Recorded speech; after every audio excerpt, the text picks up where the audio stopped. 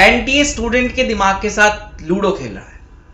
इस पेपर में लॉजिक कम, सरप्राइजेस ज्यादा थे। इस वीडियो को एंड तक देखना। कौन से चैप्टर ने गेम पलटा और कट ऑफ क्यों नीचे जा रही है, इस वीडियो में हम आपको विस्तार से बताएंगे। सब्जेक्ट वाइज ब्रेकडाउन की बात करें तो फिजिक्स का पैटर्न क्लियर था पर सेफ नहीं। एसएचएम और फ्लूइड मिक्स थे। वेव ऑप्टिक्स से सवाल आया, थर्मोडायनेमिक्स से सवाल आए, semiconductor, gravitation, unit and dimension से भी सवाल आए। कैपेसिटर और एरर से इस बार सवाल नहीं आया। मैसेज क्लियर था, कॉन्सेप्ट को मिक्स करके पूछा गया। तो 28 वाले आप प्लीज बी प्रिपेयर्ड। मैथ्स की बात करें तो मैथ्स ने टाइम खा लिया। वेक्टर 3D से सवाल आए जो कि एक्सपेक्टेड थे। सीक्वेंस एंड सीरीज से आए। Probability, quadratic integration, matrices, complex and stat से भी सवाल आए।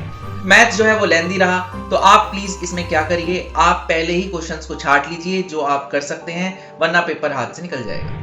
केमिस्ट्री भी लेंदी रही, उसमें डिस्क्रिप्टिव सवाल बहुत ज्यादा थे। केमिकल बॉन्डिंग से सवाल आए 2 से 3। स्टेटमेंट बेस्ड सवाल 5 क्वेश्चन थे।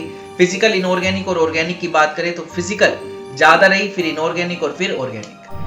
आयनिक और इलेक्ट्रोकेमिस्ट्री जैसे टॉपिक को मिक्स करके पूछा गया। केमिकल इक्विलिब्रियम से एक सवाल आया। एटॉमिक स्ट्रक्चर पे उसने फिर से बाल्मर और लाइमन से ही सवाल पूछा। मोल कॉन्सेप्ट से सवाल आया और इस बार जो एस्टिमेशन से सवाल आया वो आया ड्यूमास मेथड से।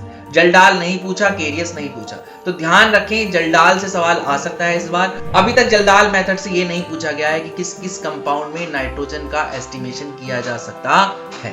केमिस्ट्री में अनएक्सपेक्टेड क्या रहा, पी ब्लॉक से सवाल नहीं थे, बायोमोलिक्यूल से सवाल नहीं थे, सॉल्ट एनालिसिस से भी सवाल नहीं थे।